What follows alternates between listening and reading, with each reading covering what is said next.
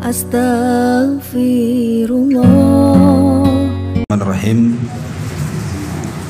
Assalamualaikum warahmatullahi wabarakatuh. Alhamdulillah wassalatu wassalamu ala Rasulillah wa ala alihi wa sahbihi wa mawalah wa la hawla wa la quwwata illa billahi wa ba'du.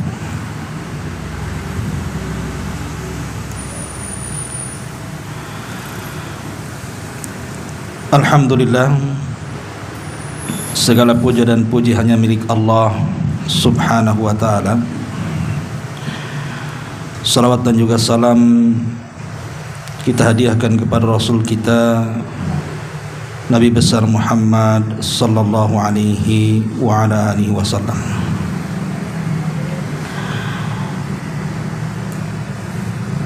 Kita lanjutkan kajian kita, masih membahas qasasul Quran, kisah-kisah dari Al-Quranul Karim.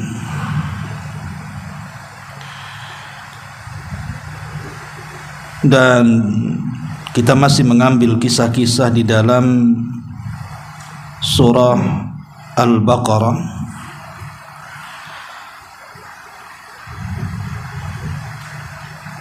tepatnya di ayat ke-49 dan seterusnya.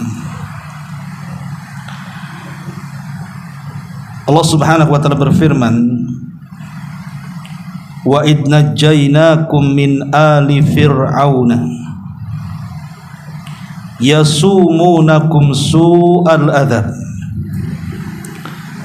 yudhabbihuna abna'akum wa yastahyuna nisa'akum wa fi dhalikum bala'um mir rabbikum azim.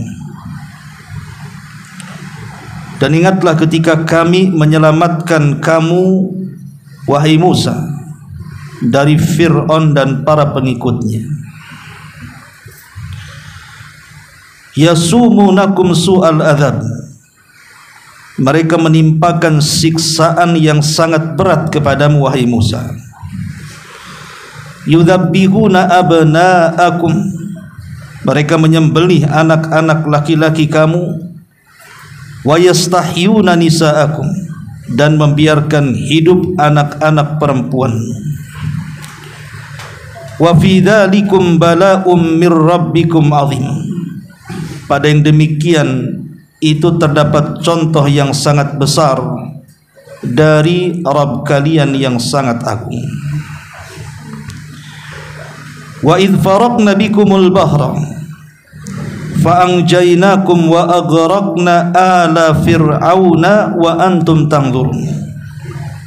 Ingatlah ketika kami membelah lautan untuk wahai Musa, lalu kami menyelamatkan kamu dan menenggelamkan Fir'aun dan para pengikutnya, sedangkan kamu menyaksikannya. Dua ayat ini yang terdapat dalam surah Al-Baqarah ayat 49 dan juga ayat 50 menjelaskan kepada kita tentang kisah kekejaman Fir'aun. Sebelum kita menjelaskan apa saja bentuk kekejaman Fir'aun di tanah Mesir, dan ini akan jadi ibrah pelajaran bahwa akan ada manusia-manusia seperti Fir'aun sampai hari ini.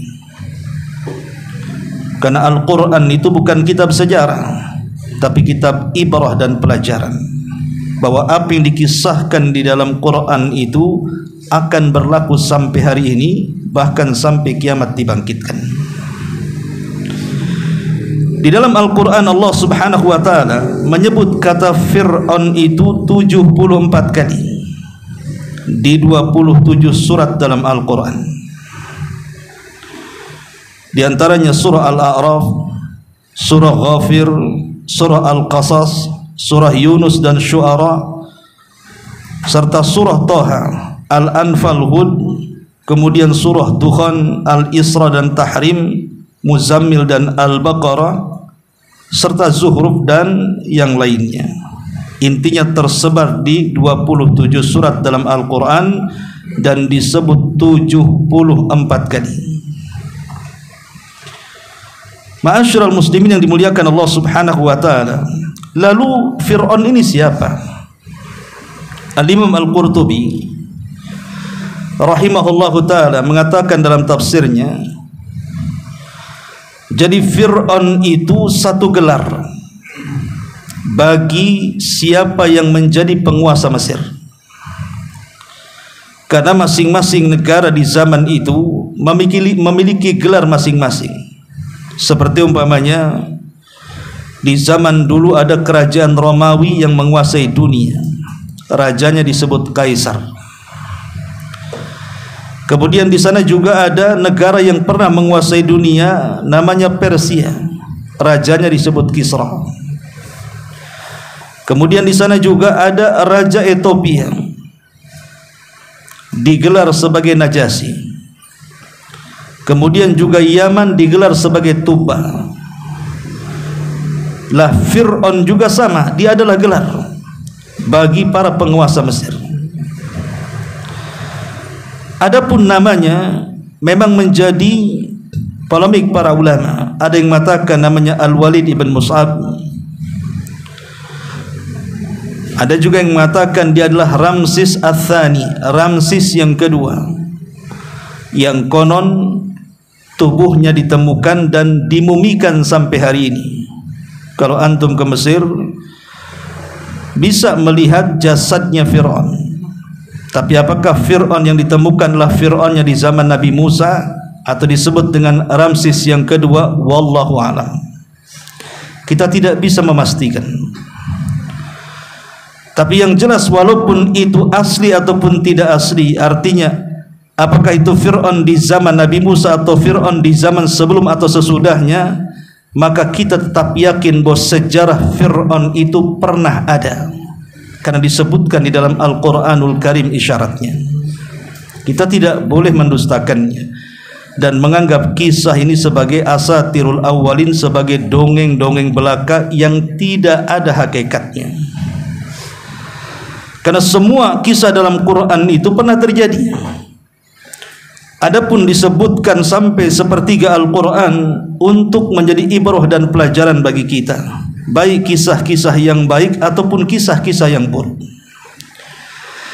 Ma'asyiral muslimin yang dimuliakan Allah Subhanahu wa taala.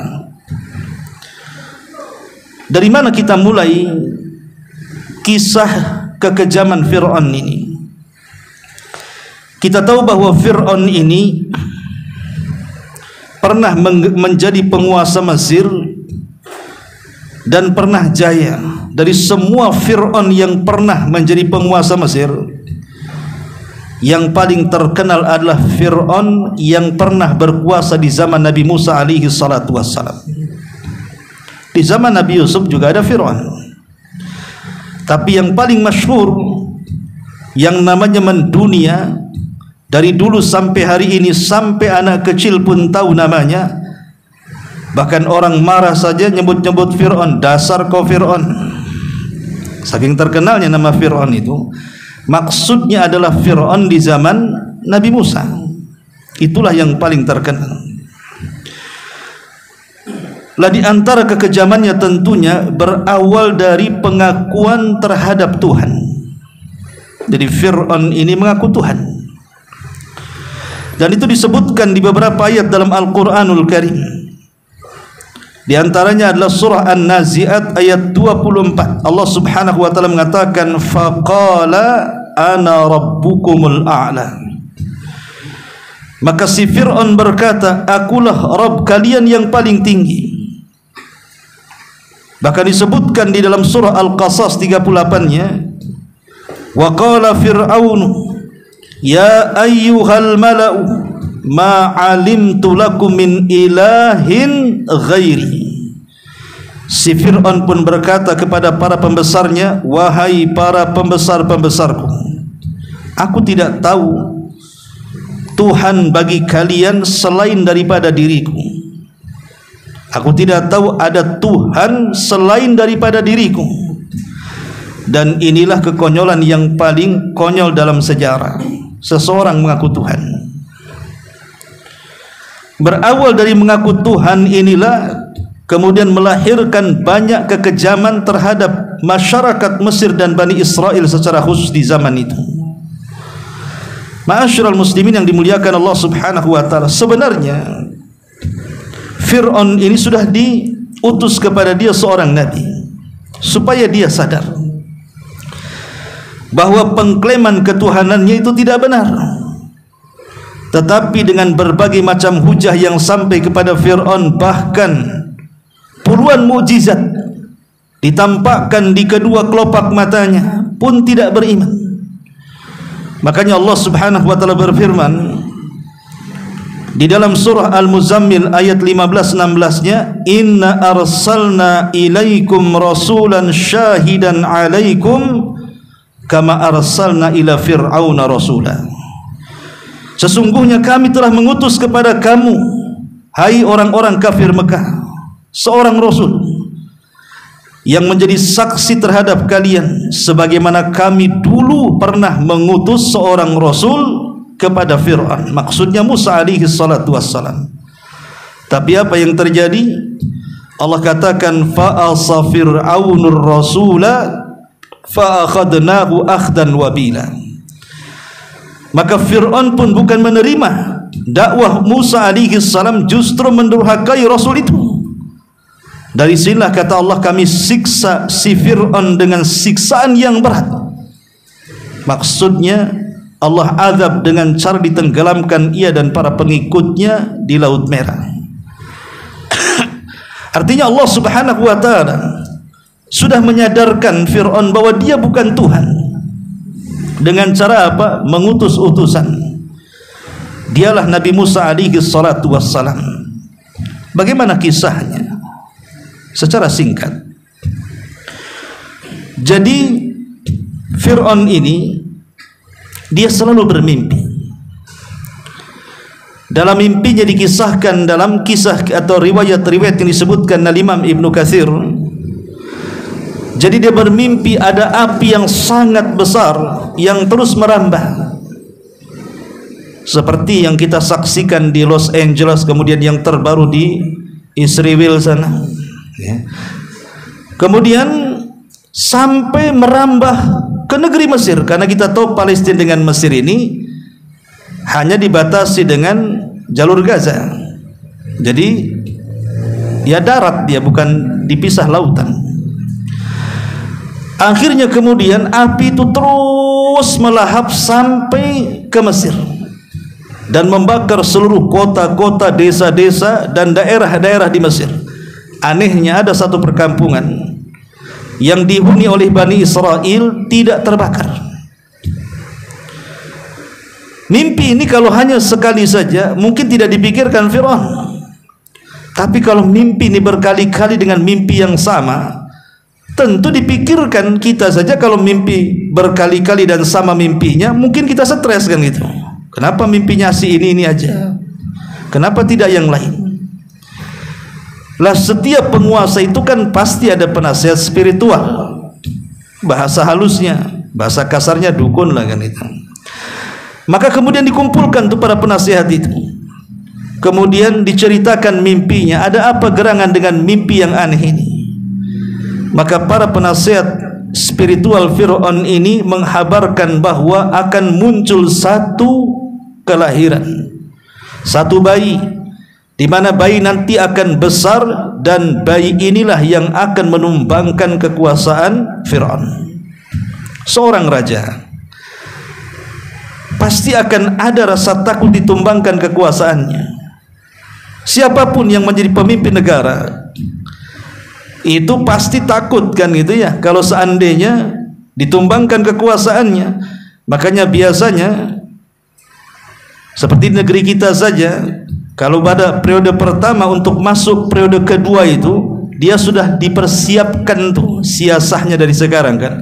Jangan sampai nih tahun depan, 5 tahun ke depan saya kalah. Karena memang pangkat dan jabatan itu akan menguasai kita. Itulah kegilaan orang-orang yang berpolitik di situ. Lah Fir'aun itu menghalalkan segala cara. Sebagaimana para penguasa yang haus kekuasaan pasti menghalalkan segala cara untuk bertahan di tahta kekuasaannya. Makanya akhirnya kemudian Fir'aun pun membuat sebuah aturan, bantai seluruh bayi-bayi Bani Israel. Maka Fir'aun pun mulai menggenosida, membantai anak-anak Bani Israel, terutama yang laki-laki. Dibantai mereka karena takut kalau besar rupanya sesuai dengan mimpinya. Itulah yang dilakukan Israel terhadap rakyat Palestina. Dia takut kalau seandainya bayi-bayi itu tidak dibom, tidak dibantai, maka mereka akan besar, kemudian akan menjadi pejuang, kemudian akan menyerang Israel dan mengalami kelumpuhan. Makanya sebelum mereka memiliki generasi, maka mereka menghabiskan bayi-bayi kaum muslimin. Kekejaman persis seperti Fir'aun. Ma'asyiral muslimin yang dimuliakan Allah Subhanahu wa taala, lah ketika kemudian terus tiap hari ada kekejaman, baru nampak ada ibu lahir anak laki-laki, bantai. Kemudian ada ibu yang sedang hamil, ditunggu kehamilannya, saat lahir laki-laki, bantai. Kekejaman macam apa ini? Membantai anak-anak yang tidak berdosa. Wal mau'udatu su'ilat bi ayyi dzambin qutilat. Bayi-bayi itu akan menghadap kepada Allah kelak pada hari kiamat, akan dosa apa yang mereka lakukan sehingga mereka harus dibantai. Ma'asyiral muslimin yang dimuliakan Allah Subhanahu wa taala. Tetapi orang-orang cerdas di sekeliling Fir'aun, mereka mengeluh, ya Fir'aun, kalau seandainya setiap hari kita bantai anak laki-laki, sementara kita berhajat kepada tenaga Bani Israel. Karena kan Allah anugerahkan kepada Bani Israel ini kecerdasan, ikhwan. Kalau bukan karena Bani Israel, maka Mesir tidak akan maju secara pembangunan. Karena yang membangun jalan, jembatan, gedung-gedung dan begitu seterusnya, itu orang-orang dari Bani Israel. Kalau seandainya kemudian habis, sementara generasi tua mereka tinggal menunggu ajal, tidak ada lagi generasi yang akan membangun Mesir. Makanya mereka kemudian mengatakan kepada Fir'aun, bagaimana kalau kebijakan aturannya diganti, 1 tahun adanya pembantaian dan 1 tahun adanya pembiaran. Lah di waktu adanya pembiaran, tidak ada pembantaian, ibunya Nabi Musa alaihi salatu wassalam hamil dan melahirkan Harun. Selamatlah Harun karena tidak ada pembantaian. Tapi kemudian ibunya Musa hamil Musa, kemudian melahirkan di tahun pembantaian. Lah ibunya Nabi Musa berusaha menyembunyikan kehamilannya sampai kelahirannya.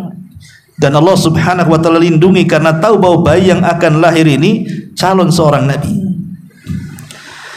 Akhirnya setelah lahir, maka supaya bayi ini tidak dibunuh oleh tentara Fir'aun yang setiap hari mengintai dan mengintip, maka disembunyikan di dalam tabut. Tabut itu semacam kotak, yang nanti kotak ini akan menjadi kotak sakti. Tabut ini akan menjadi kotak sakti, karena nanti setelah era Nabi Musa alaihi salatu wassalam sampai kepada era Nabi Allah Dawud, kemudian Sulaiman dan setelahnya, maka siapapun yang membawa kotak dari pemimpin-pemimpin Bani Israel, maksudnya tabut, maka dipastikan menang peperangannya. Makanya di zaman Nabi Daniel, ketika kemudian Bani Israel sudah jenuh dipimpin para nabi, mereka minta dipimpin di luar para nabi untuk melawan Talut, untuk melawan Jalut. Maka Nabi Daniel memilih, kalau begitu saya angkat Talut sebagai raja kalian. Bani Israel mengatakan, wahai penguasa Daniel, apa tidak ada orang lain selain Talut yang harus melawan Jalut? Bukankah banyak orang kaya? Kenapa kau pilih dari orang miskin? Kenapa engkau tidak memilih dari para pejabat? Kenapa dari rakyat jelata? Carilah yang benar pemimpin itu. Maka Nabi Daniel menjelaskan kehebatan siapa Talut itu.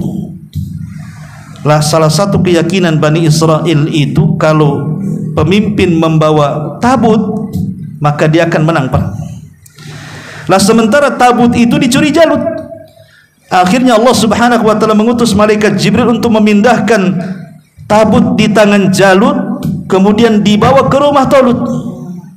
Setelah Bani Israel mengetahui bahwa Talut memiliki tabut kotak yang pernah menjadi simpanan bayi Musa itu, dan di bawahnya juga ada pusaka-pusaka Nabi Musa, maka mereka yakin bahwa Talut akan menang perang. Itu cerita tabut, lain lagi ceritanya. Tapi yang jelas bahwa Nabi Musa alaihi salatu wasallam kecil diletakkan di tabut itu, kemudian diletakkan di Sungai Nil. Jadi setiap waktunya dia menyusu, maka ditarik talinya, kemudian disusui, kemudian dilepas lagi. Begitu setiap hari sampai Allah takdirkan ada kelalaian, talinya putus. Lah saat talinya putus inilah tabut akhirnya mengambang sampai ke istana Fir'aun. Kita cerita dalam istana, kita tahu bahwa Fir'aun itu tidak memiliki anak kecuali perempuan. Semua anak-anak Fir'aun itu perempuan. Dalam kisah Israiliyat, salah satu putri Fir'aun itu ada yang sakit. Berbagai macam obat dan tabib didatangkan, tidak bisa menyembuhkan penyakitnya. Sehingga ada seorang peramal mengatakan, kalau ingin sembuh anak ini, maka sentuhlah dengan tabut yang mengapung di atas Sungai Nil. Kalau ada kotak yang pertama kali mengapung di Sungai Nil, maka kesembuhan ada di situ. Ketika Asyah bintu Muzahim, istri daripada Fir'aun ini sedang berjalan-jalan, dia melihat ada kotak. Teringat dengan ramalan tukang ramal bahwa kotak itu bisa menyembuhkan putrinya. Makanya diperintahkan pasukannya, berenang kalian, ambil kotak itu. Setelah kemudian diambil, diserahkan kepada Asyah bintu Muzahim, kaget karena di dalam kotak itu rupanya bayi. Itulah bayi Musa. Dan sejak itu Allah tanamkan ke hati Asyah bintu Muzahim kecintaan secara fitrah kepada Musa kecil, karena dia tidak punya anak laki-laki. Lah setelah kemudian dia ambil sebagian ludah Nabi Musa ini, kemudian dioleskan ke putrinya yang sakit, keajaiban, sembuh penyakitnya. Tapi ini kisah Israiliyat, ya, tidak perlu dibenarkan, tidak perlu didustakan, kan begitu ya. Ya, namanya kisah Israiliyat ini dikisahkan sebagai pelezat saja, pelezat cerita, kan gitu ya. Singkat cerita, ketika kemudian Fir'aun ini mengetahui bahwa ada tabut yang berisikan bayi, mulai khawatir. Jangan-jangan ini bayi yang dimimpikan dalam mimpinya yang akan menumbangkan kekuasaannya. Kemudian dia meminta agar bayi itu dibunuh. Tetapi kemudian Asyah bintu Muzahim, walaupun demikian Fir'aun itu sangat sayang dan cinta dengan istrinya.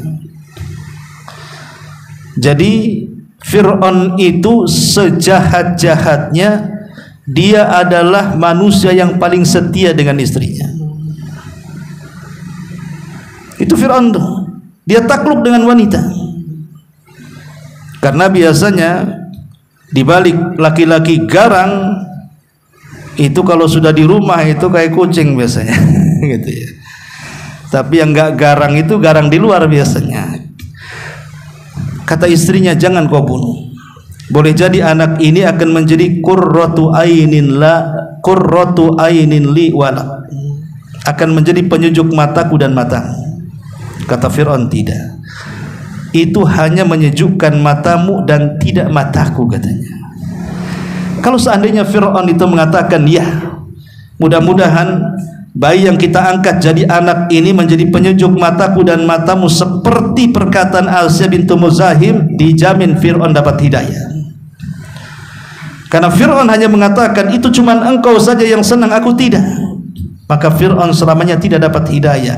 Dari sini ada pelajaran hati-hati saat bicara. Karena terkadang bicara itu bagian daripada doa. Ketika Fir'aun mengatakan, tidak, itu menjadi penyejuk mataku dan bukan mata, itu menjadi penyejuk matamu dan bukan mataku, maka ini menjadi doa Fir'aun. Selamanya Fir'aun tidak dapat hidayah sampai ajal menjemput kematiannya. Akhirnya kemudian dari sini kita tahu bagaimana peran Asyah bintu Muzahim, istri Fir'aun ini. menyelamatkan nyawa Nabi Musa, tidak jadi dibunuh, akhirnya diangkat menjadi anak angkat. Singkat cerita, maka Nabi Musa pun tumbuh di istana Fir'aun. Setelah kemudian Musa pun menjadi remaja dan dewasa, ada peristiwa di mana ketika Nabi Musa berjalan-jalan di ganggang kota Mesir ini, ada dua anak muda yang berkelahi. Satu anak muda dari keturunan Bani Israel, satu anak muda dari keturunan kaum Kibti, maksudnya kaum Fir'aun, kabilah Fir'aun Kibti, Asbat, ya. Kemudian tiba-tiba anak muda dari Bani Israel ini meminta pertolongan, dan Musa menganggap bahwa dalam hal ini yang benar adalah anak muda dari Bani Israel dan yang salah anak muda dari kaum Kipti. Maka Musa pun kemudian menolong anak muda dari Bani Israel tanpa sengaja dan sadar, dia pun membunuh anak muda dari kaum Kipti. Lah ketika itu undang-undang, karena yang dibunuh anak kerabat, pejabat kerajaan, tentu hukumannya tidak akan ringan, pasti dibunuh juga. Maka dari sini Musa manusiawi, dia manusia dengan kita, pasti ada perasaan takut. Kenapa? Lagi belum diangkat jadi nabi. Makanya dia dinasihati agar keluar dari kota Mesir. Musa pun kabur menuju mana? Menuju Madian. Di Madian inilah dia berjumpa dengan dua anak gadis yang sedang mengambil air untuk ternak kambing. Maka Musa menolongnya sampai akhirnya kenal dengan ayahnya yang bernama Syuaib. Menjadi khilaf para ulama, siapa Syuaib di sini? Ada yang mengatakan Syuaib ini seorang nabi, ya namanya Nabi Syuaib yang kita kenal, Nabi Arab dari Madian. Tapi yang rajih wallahu alam bahwa Syuaib di sini bukan nabi, ya orang soleh, punya dua putri soleha. Akhirnya kemudian salah satu putri dari kedua putrinya ini menawarkan kepada ayahnya supaya menjadikan Musa pekerjanya, karena dia seorang musafir, butuh makan, butuh minum, butuh pekerjaan. Maka ayahnya Syuaib ini kemudian menawarkan pekerjaan untuk menjadi penggembala. Maka sejak itulah Musa menjadi pekerja dari Syuaib. Setelah lama bekerja, akhirnya kemudian Syuaib pun menikahkan salah satu putrinya dengan Nabi Musa alaihi salam. Dan Madian ini masuk daerah Arab. Artinya istri Nabi Musa itu orang Arab, ya. Inilah yang menjadikan perbedaan muamalah Bani Israel dengan Nabi Harun dan Nabi Musa. Di mana Bani Israel ini lebih cinta dengan Harun dibandingkan Nabi Musa. Apalagi sifat Nabi Harun itu memang lembut orangnya, tidak seperti Nabi Musa keras dalam berdakwah. Nabi Harun ini lembut sehingga disukai Bani Israel. Yang kedua, Nabi Harun betul-betul Bani Israel sejati. Keluarganya dari Bani Israel, sejak kecil tinggal di Bani Israel, sampai diangkat jadi nabi pun di tengah-tengah Bani Israel, dan dia pun mati di tengah-tengah Bani Israel. Tapi Musa kan tidak. Nabi Musa kecil di rumah Fir'aun sampai dewasa, kemudian kabur ke Madian, tinggal di Madian. Baru setelah diangkat jadi nabi bergabung dengan Bani Israel, sehingga kedekatannya kan berbeda di situ. Itulah kenapa Bani Israel suka membangkang dengan Nabi Musa dan nurut dengan Nabi Harun, karena istrinya juga bukan orang Bani Israel. Istri Nabi Musa orang Arab, orang Madian. Tapi singkat cerita, setelah lama tinggal Nabi Musa beristri dan beranak, dia pun rindu untuk pulang ke Mesir menemui keluarganya. Di tengah jalan itulah tiba-tiba obor yang dibawanya padam. Kemudian dia minta izin kepada istri dan keluarganya untuk mencari api. Maka berangkatlah Nabi Musa sendirian mencari api. Dari kejauhan ada pohon zaitun. Di situ ada secercah cahaya. Didekati oleh Nabi Musa, rupanya cahaya itu adalah api. Makin dekat makin besar apinya, makin dekat makin besar apinya. Anehnya tidak membakar pohon zaitun. Padahal apinya di pohon zaitun, tapi tidak membakar pohonnya. Setelah dekat, Nabi Musa kaget karena di belakang api itu rupanya ada suara, di mana suara itu adalah suara Allah Subhanahu wa taala. Ya Musa, innani anallah. Wahai Musa, sesungguhnya saya adalah Tuhan. Lah kebetulan Nabi Musa itu kan kemana-mana suka bawa tongkat, namanya penggembala, kemana-mana bawa tongkat kan itu. Maka Allah Subhanahu wa taala mengatakan, wa ma bi yaminika ya Musa. Nabi Musa, Musa, apa ini tanganmu itu? Kata Nabi Musa, ini tongkat. Ya. Kata Allah Subhanahu wa taala, kalau begitu lemparkan tongkatmu, katanya. Maka Nabi Musa setengah ketakutan, dia melemparkan tongkat itu, rupanya berubah jadi ular tongkatnya. Apa tidak kaget lagi? Selama ini tongkat yang dibawa kemana-mana rupanya jelmaan ular pula kan itu ya. Kan kaget kita jadinya ya. Akhirnya Allah mengatakan, ya Musa, tangkaplah ular itu. Coba bayangkan ular besar suruh nangkap, pegang ekor patok kepala kan itu ya. Pegang kepala makin dipatok kan itu. Tapi Allah mengatakan, tangkaplah ular itu. Setelah ditangkap tiba-tiba berubah menjadi tongkat lagi. Kemudian Allah mengatakan, masukkan tanganmu ke pesakmu. Ketika dimasukkan tangannya, tiba-tiba bercahaya seperti baterai, seperti lampu sorot gitu ya. Artinya sudah tidak dihajatkan lagi obor. Allah sudah ganti dengan cahaya di tangannya. Dan itu mukjizat yang luar biasa. Dan Allah katakan peristiwa ini akan terulang nanti ya. Singkat cerita, maka dari sinilah Nabi Musa alaihi salatu wasallam diangkat resmi menjadi Nabi dan Rasul, dan satu-satunya Nabi yang berdialog langsung tanpa penerjemah. Makanya Musa disematkan padanya Kalimur Rahman, Nabi yang selalu diajak bicara dengan Allah tanpa perantara Jibril. Ya memang bukan Nabi Musa satu-satunya disebut Kalimur Rahman. Di sana ada 3 Nabi. Pertama, Nabi Adam alaihi salatu wassalam berdialog langsung dengan Allah di sorga tanpa perantara. Kemudian Nabi kita Muhammad sallallahu alaihi wasallam juga pernah berdialog langsung dengan Allah tanpa perantara dalam peristiwa Isra Mi'raj di Sidratil Muntaha. Kemudian Nabi Musa alaihi salatu wassalam yang paling sering berdialog dengan Allah. Makanya wajar laqab Kalimur Rahman hanya disematkan kepada Nabi Musa alaihi salatu wassalam. Maka Musa pun kemudian mengemban risalah, disuruh untuk mendakwai Fir'aun. Idhab ila fir'auna fa innahu tagha. Pergi kau kepada Fir'aun, dia manusia yang paling melampaui batas. Apa saja kekejaman Fir'aun? Itu kisah pertemuan Nabi Musa setelah diangkat jadi Nabi. Secara ringkas saja, di antara kekejaman Fir'aun tadi sudah disebutkan bahwa dia mengaku sebagai Tuhan. Yang kedua, kesombongan yang luar biasa. Jadi Fir'aun itu memiliki watak dan sifat yang sangat sombong. Sampai-sampai dia mengatakan, ya qaumi, alaysa li mulku Misra wa hadhihi al-anhar tajri min tahti afala tubsirun.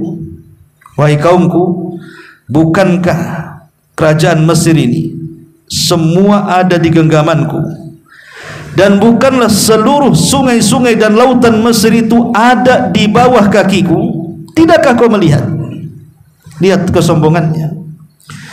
Dia merasa bahwa semua alam itu di bawah kakinya, semua lautan dan sungai-sungai itu di bawah telapak kakinya. Karena dia sombong dengan sungai, makanya wajar al-jaza min jinsil amal, sebagai balasannya dia ditenggelamkan di air, ditenggelamkan di Laut Merah, karena dia bersombong dengan air, baik sungai atau lautannya kan. Maka Allah Subhanahu wa ta'ala tenggelamkan di Laut Merah, itu sebagai al-jaza min jinsil amal. Kemudian yang ketiga, sebagaimana disebutkan dalam ayat yang kita bahas, melakukan genosida bertahun-tahun. Entah ratusan ribuan jiwa bayi laki-laki yang dibantai oleh Fir'aun ini. Makanya Allah Subhanahu wa ta'ala katakan di sini, yudzabbihuna abna'akum wa yastahyuna nisa'akum. Mereka menyembelih anak laki-laki kalian tapi membiarkan anak wanita kalian. Ma'asyiral muslimin yang dimuliakan Allah Subhanahu wa taala. Kemudian juga melakukan upaya pembunuhan kepada Nabi Musa alaihi salatu wassalam. Di dalam surah Al-Qasas ayat 20, Allah Subhanahu wa taala mengatakan, wa jaa rajulun min aqsal madinati yas'ah qala ya Musa innal mala'a ya'tamiruna bika liyaqtuluka fakhruj inni laka minan nasihin. Dan datanglah seorang laki-laki dari ujung kota bergegas seraya berkata, wahai Musa, sungguh pembesar negeri sedang berunding dan bermusyawarah. Untuk apa? Untuk membunuhmu. Sebab itu keluarlah dari kota ini. Sesungguhnya aku termasuk orang-orang yang memberi nasihat kepadamu. Semua para nabi diancam untuk dibunuh, termasuk Nabi kita Muhammad sallallahu alaihi wasallam. Kan berapa kali upaya pembunuhan kepada Nabi sallallahu alaihi wasallam, tapi Allah Subhanahu wa taala selamatkan. Karena Nabi ini bagian daripada ulul azmi. Ulul azmi tidak mati dibunuh. Siapa saja ulul azmi? Nuh, kemudian Ibrahim, kemudian Musa, kemudian Isa, kemudian Rasul kita Muhammad sallallahu alaihi wasallam. Ulul azmi tidak akan mati dibunuh. Tapi selain ulul azmi bisa saja dibunuh, seperti Nabi Yahya dipenggal kepalanya, Nabi Zakaria digergaji saat dia bersembunyi di pohon. Sehingga Allah Subhanahu wa taala berfirman tentang perilaku orang-orang Yahudi, yaqtulunal anbiya'a bighairil haqq. Mereka banyak membunuh para nabi tanpa ada alasan yang benar. Tapi ulul azmi tidak akan mati dibunuh. Maksudnya dibunuh secara langsung, entah disabet pedang, ditusuk gitu ya, sampai mati, tidak. Karena Allah Subhanahu wa taala mengatakan, wallahu ya'simuka minan nas. Allah akan menjagamu wahai Muhammad dari upaya kaummu yang hendak menyakitimu. Sebut saja upaya pembunuhan kepada Nabi SAW apa? Upaya pembunuhan yang dilakukan orang-orang Quraisy saat Nabi SAW hendak hijrah, dikepalai langsung oleh Fir'aunnya umat ini, Abu Jahal.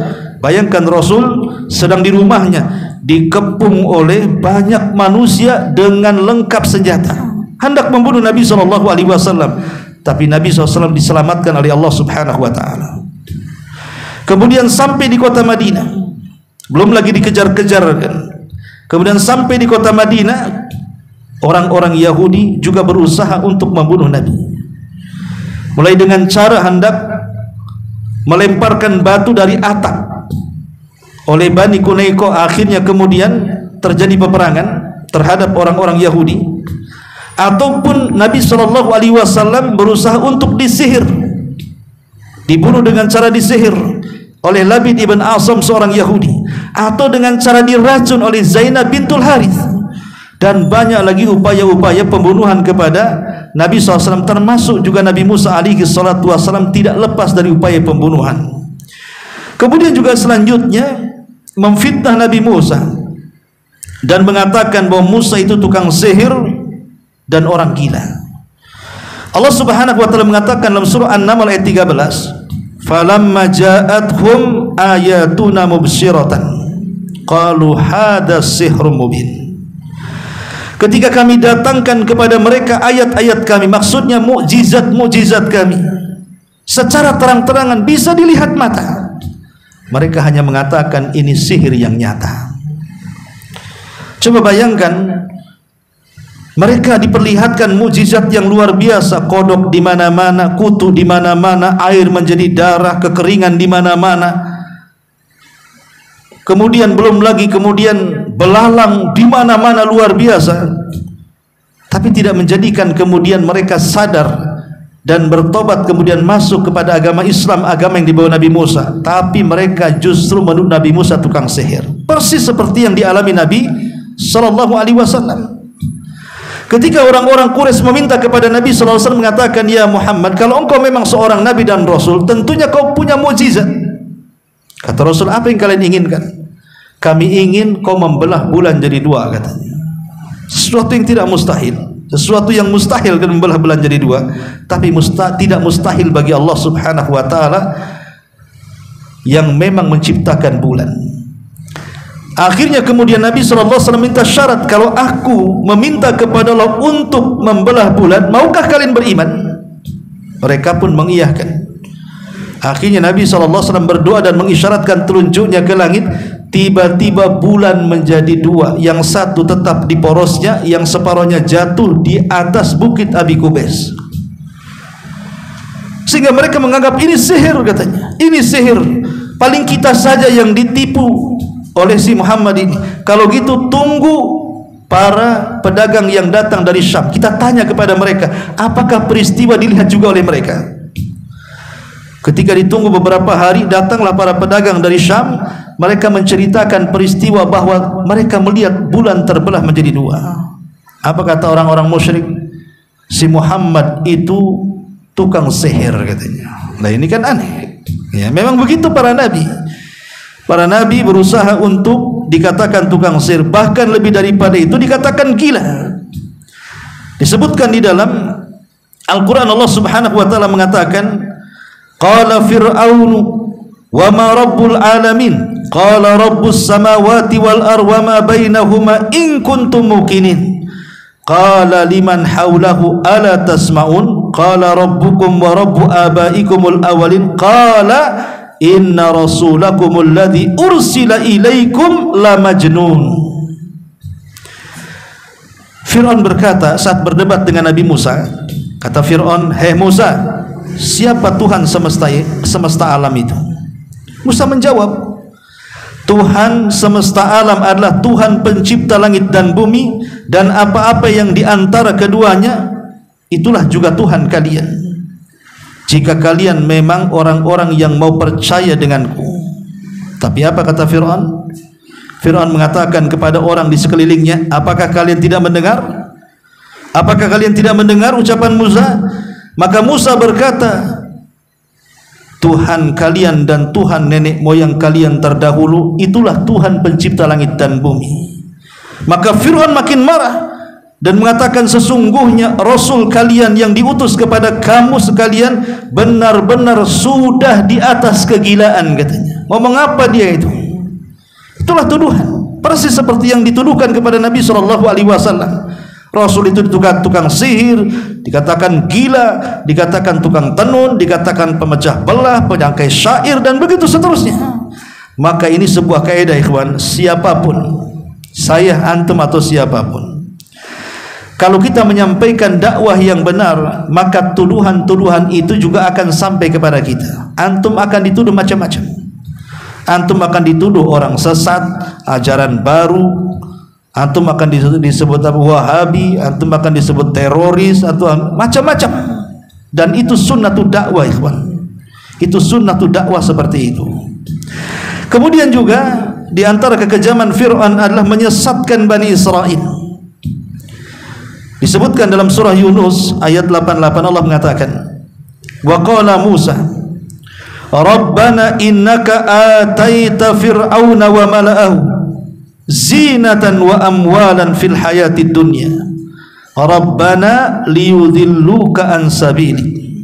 Musa berkata saat berdoa, ya Rabb kami, sesungguhnya engkaulah yang telah memberikan kepada Fir'aun dan pemuka-pemuka kaumnya perhiasan dunia yang banyak dan harta kekayaan yang melimpah dalam kehidupan dunia ini.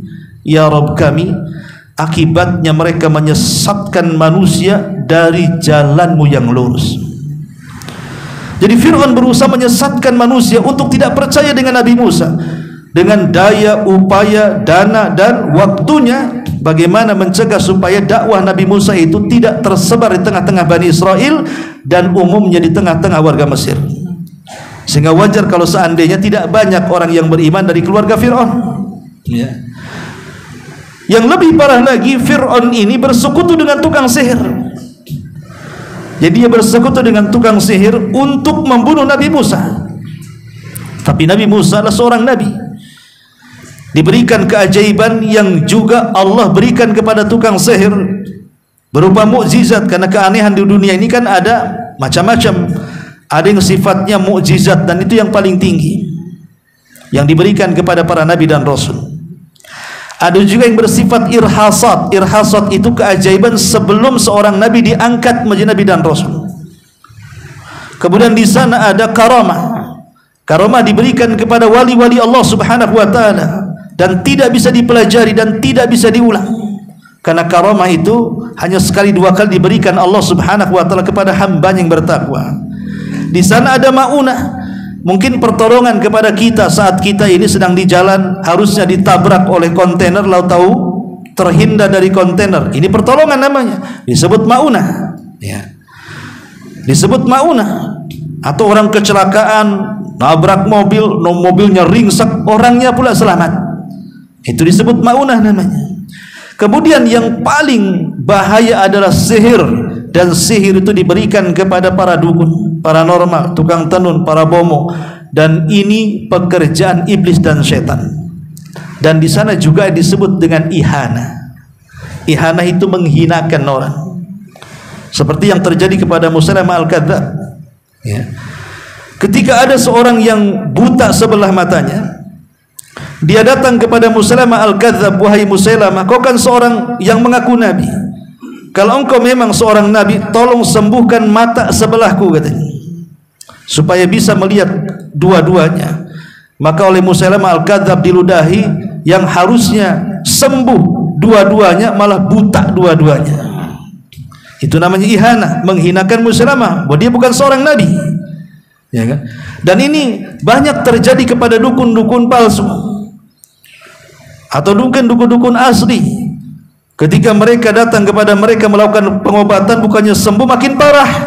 Itu ihana namanya, bahwa mereka memang tidak diberikan kesanggupan untuk itu. Mereka orang-orang terhina. Ya. Ma'asyiral muslimin yang dimuliakan Allah Subhanahu wa taala. Kemudian juga bersekutu dengan tukang sihir untuk membunuh Nabi Musa. Ma'ruf perseteruan Nabi Musa dengan tukang sihir, dan duelnya Nabi Musa terhadap tukang sihir disebutkan dalam surah Al-A'raf panjang lebar. Yang intinya adalah Nabi Musa menang dengan mukjizat yang diberikan oleh Allah berupa tongkat yang berubah menjadi ular, mampu memakan ular-ular kecil yang merupakan hayalan dari tali tambang yang dilemparkan di hadapan Nabi Musa alaihi salatu wassalam, sehingga tukang sihir tunduk dan mereka pun sujud kepada Nabi Musa, kepada agama Nabi Musa, sujud kepada Allah Subhanahu wa taala dan ikut agama Nabi Musa. Firaun marah, kemudian mengatakan, la uqatti anna aydiyakum wa arjulakum min khilaf thumma la usallibannakum ajmain. Demi Allah, kata Musa, sesungguhnya aku akan memotong tangan dan kaki kalian dengan cara bersilang secara bertimbal balik. Kemudian sesungguhnya aku akan menyalib setelah itu kepada kalian. Marah Musa terhadap dukun-dukunnya. Sampai Abdullah ibn Abbas radhiyallahu anhu mengatakan, lihat dukun-dukun Fir'aun itu. Di pagi hari mereka saharatun fajara, dukun-dukun yang jahat. Tapi di sore hari syuhadaun barara, mereka menjadi para syuhada yang membela agama Nabi Musa. Karena semua dibantai Fir'aun. Paginya membela Fir'aun, sorenya membela Nabi Musa, mereka dibantai. Makanya Abdullah ibn Abbas mengatakan, lihat dukun-dukun itu, di pagi hari mereka penyihir yang jahat, di sore hari mereka sudah menjadi para syuhada yang baik, katanya. Subhanallah, ya. Ma'asyiral muslimin yang dimuliakan Allah Subhanahu wa taala, dan banyak lagi kekejaman Firaun yang disebutkan di dalam Al-Qur'an. Tapi yang jelas bahwa setiap kezaliman pasti ada balasannya. Wala tahsabannallaha ghafilan amma ya'malu zalimun. Jangan kau sangka orang zalim itu, jangan kau sangka Allah itu lalai terhadap kezaliman orang zalim. Akan ada waktu pembalasannya. Apalagi Nabi SAW mengatakan, ma min dzambin ajjalallahu uqubatahu fid dunya qabla al-akhirah. Ada dosa yang disegerakan hukumannya di dunia sebelum akhirat, salah satunya al-baghyu, kezaliman. Kezaliman ini terkadang Allah berikan cash di dunia sebelum akhirat. Di dunia sudah disengsarakan, di akhirat lebih-lebih lagi. Contohnya di zaman sahabat, ada seorang namanya Arwa bintu Uwais, seorang wanita tua, berseteru dengan seorang sahabat, satu di antara 10 sahabat yang dijanjikan masuk surga, Sa'id ibn Zaid. Sa'id bin Zaid punya sebidang tanah. Tiba-tiba wanita tua Arwa bintu Uwais ini mengatakan, "Hei Sa'id, itu tanahku, bukan tanahmu." Jadi tuduh Sa'id menyerobot tanahnya Arwa bintu Uwais, padahal itu tanahnya Sa'id. Ya. Sampailah ketika perseteruan ini kepada seorang penguasa di zaman itu, Khalifah Marwan ibn Hakam. Dan Marwan ibn Hakam pun kemudian memutuskan, "Ya Sa'id, apa bukti bahwa tanah ini milikmu?" Dia mengatakan, "Ini milikku, warisan dari orang tua. Memang aku tidak punya bukti, tapi ini milikku." Ya. Tetapi kemudian Khalifah Marwan mengatakan kepada Arwa bintu Uwais, dia tidak ada bukti. "Maukah kau bersumpah bahwa tanah ini milikmu?" Kata wanita ini, "Siap bersumpah." Kata Sa'id, "Wahai Marwan, dia orang jahat. Kenapa harus bersumpah?" katanya. "Dia yang mengambil tanahku." Kata Khalifah Marwan, "Begitu kata Nabi. Yang menuduh, dia cukup mendatangkan bukti, yang dituduh cukup bersumpah saja." Maka Sa'id bin Zaid mengatakan, "Ya Marwan, apakah kau tidak mendengar sabda Nabi SAW, siapa yang mengambil tanah sejengkal saja, maka akan dikalungkan 7 lapis bumi pada hari kiamat." Kata Khalifah Marwan, "Kalau memang engkau sudah membacakan hadis, saya tidak akan meminta bukti lagi kepadamu." Akhirnya Sa'id mengalah, diambilnya tanah itu oleh Arwa bintu Uwais. Kemudian Sa'id mengatakan, kalau dia berdusta, dia tidak jujur wanita itu, kudoakan, ya Allah panjangkan usianya, butakan matanya, matikan di kebunnya. Bayangkan doanya. Sa'id bin Zaid, karena dia di pihak yang dizalimi kan. Apa yang terjadi setelah Sa'id kemudian meninggalkan kebun itu dan dikuasai oleh Arwa ibn Uwais? Akhirnya betul dia panjang usianya tapi buta. Karena kebutaannya, ketika dia masuk ke kebunnya, kemudian dia tersandung oleh batu, kebetulan ada lubang di setelahnya, masuk dia ke dalam lubang, meninggal dalam lubang itu. Lihat bagaimana, dan kisah ini selalu dicontohkan para ulama. Inilah bentuk kezaliman yang khas di dunia. Hati-hati orang-orang yang dizalimi itu, doanya manjur itu, walaupun yang dizalimi orang kafir. Maka doa orang kafir bisa dikabulkan oleh Allah, bukan karena kekafirannya, tetapi Allah mengabulkan karena Allah tidak suka dengan kezaliman dan Allah senang dengan keadilan. Ma'asyiral muslimin yang dimuliakan Allah Azza wa Jalla, maka Fir'aun juga sama. Berbagai macam kekejaman dan kezaliman dilakukan kepada Bani Israel. Makanya sebagai hukumannya Allah azab Fir'aun. Dengan cara apa? Ketika dia mengejar Nabi Musa dan Bani Israel dengan seluruh pasukan bala tentaranya, maka Nabi Musa kemudian diperintahkan untuk memukul tongkatnya, maka terbelah lautan menjadi 12 bagian, karena memang Bani Israel kan 12 kabilah. Setelah menyeberang, tiba-tiba Fir'aun disangkanya itu jalan bukan lautan, dia pun mengejarnya. Ketika Bani Israel dan Nabi Musa sudah ada di ujung, Fir'aun di tengah-tengah. Disitulah Nabi Musa diperintahkan, pukullah tongkatmu supaya menyatukan lagi air lautan. Disitulah Allah tenggelamkan Fir'aun. Di sini ketika Fir'aun hendak tenggelam, Fir'aun ini sempat bertobat kepada Allah Subhanahu wa taala dan mengatakan, amantu annahu la ilaha illalladzi amanat bihi banu Israil. Jadi Fir'aun itu sempat mengucapkan kalimat tauhid dan dia mengatakan, aku beriman sesungguhnya dia Allah Subhanahu wa taala tidak ada sesembahan yang disembah kecuali dia, itulah Tuhan yang diimani Bani Israel. Aku beriman dengan apa yang diimani Bani Israel, katanya. Sehingga terjadi perdebatan para ulama, apakah Fir'aun ini beriman ataukah dia kafir? Karena dia menyebut kalimat la ilaha illallah sebelum matinya kan. Apakah dia beriman dengan kalimat itu ataukah dia kafir? Maka para ulama mengatakan Fir'aun itu mati kafir berdasarkan ijma kaum muslimin. Tidak ada khilaf di tengah-tengah kaum muslimin bahwa Fir'aun itu mati kafir. Adapun ucapan kalimat la ilaha illallah atau kalimat amantu bima amanat bihi Banu Israel, ini kalimat yang sudah telat diucapkan Fir'aun. Kenapa? Karena nyawanya sudah di sini, sudah di tenggorokan.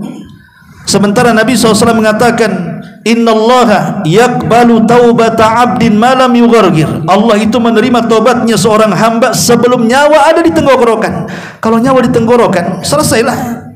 Karena kalau nyawa sudah ditempatkan di tenggorokan, tidak mungkin kembali ke badan. Hatta idza balagatit taraqi wa qila manraq. Ingatlah ketika nyawa sudah di at-taraqi, tenggorokan kita.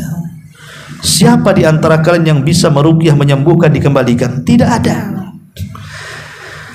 Itulah yang menjadikan Fir'aun itu tidak diterima keimanannya. Apalagi ada sebuah hadis yang disahihkan oleh Syekh Albani rahimahullahu taala, yang dikeluarkan Imam Tirmidzi dari hadis Abdullah ibn Abbas radhiyallahu anhuma. Nabi sallallahu alaihi wasallam bersabda, "Lamma aghraqallahu Fir'auna." Ketika Allah Subhanahu wa taala menenggelamkan Fir'aun, qala Fir'aun sempat mengatakan, "Amantu annahu la ilaha illa alladhi amanat bihi Banu Israil." Kata Fir'aun, aku beriman bahwa tidak ada Tuhan kecuali yang diimani seluruh Bani Israel. Kata Nabi, faqala Jibril, berkatalah Jibril, ya Muhammad, falau ra'aitani wa ana akhudhu min halil bakhri yakni tinihi fa adussuhu fi fihi makhafatan an tudrikahu rahmatu. Kata Nabi SAW mengatakan, Jibril pernah berkata kepadaku, dan Jibril malaikat yang hidup sejak zaman Nabi Adam, berjumpa dengan orang-orang baik yang baik atau yang jahat, termasuk juga Fir'aun.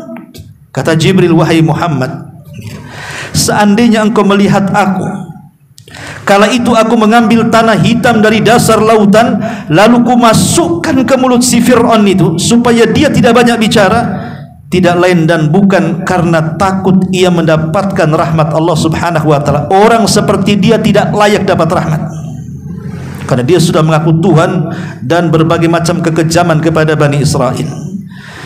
Dalam riwayat yang lain, anna Jibril ja'ala yadussu fi fir'auna tina khasyata an yaqula la ilaha illallah fayarhamahullah.